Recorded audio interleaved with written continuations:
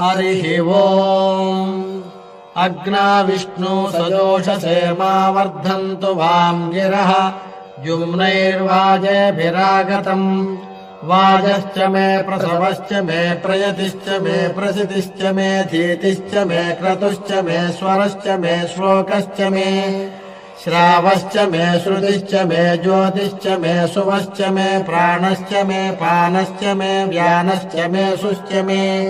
चित्तम् च आधीतम् च मे वाक्च मे मनश्च मे चक्षुश्च मे श्रोत्रम् च मे दक्षश्च मे बलम् च ममोजश्च मे सहश्च आयुश्च मे जरा च आत्मा च मे तनूश्च मे शर्म च मे वर्म च मेऽङ्गानि च मे स्थानि च मे परोगुंसि च मे शरीराणि च मे